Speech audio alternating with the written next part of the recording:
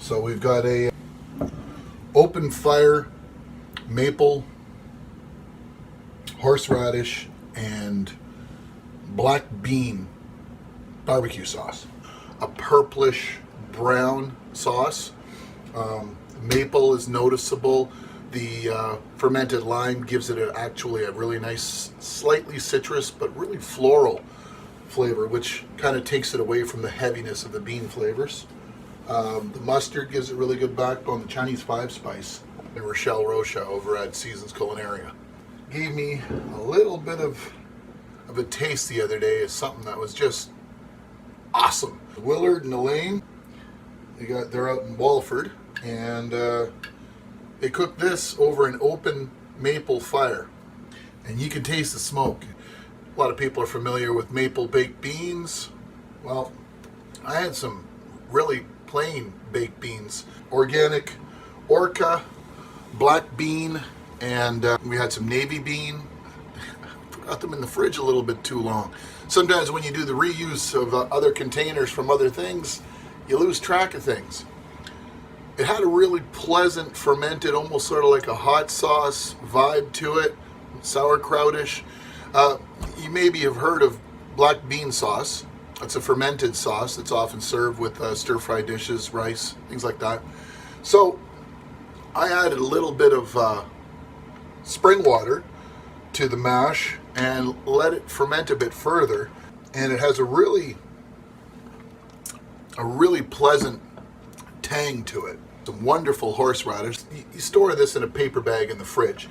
Peel off some of that outer skin. So we're going to take the mandolin.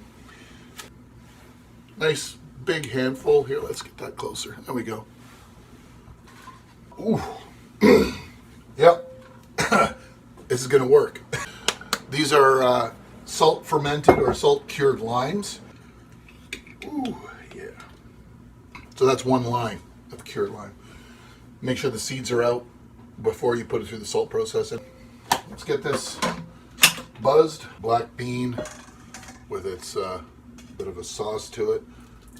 I'm going to take some of what's there, get some of that liquid sieved out. I don't want to throw this out. I might need this to adjust the consistency later.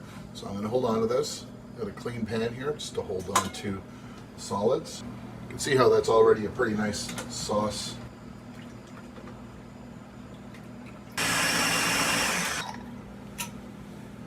Ooh. This is strong maple syrup.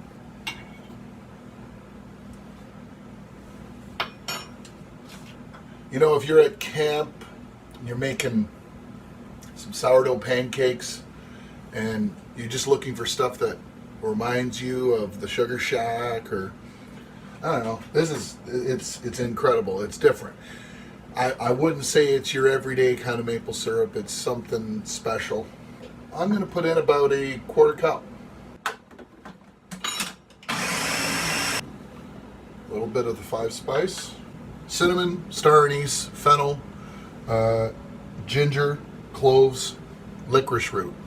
It's really good when you're trying to make a sauce that's going to be used typically on grilled meats and you want to intensify the mouthfeel.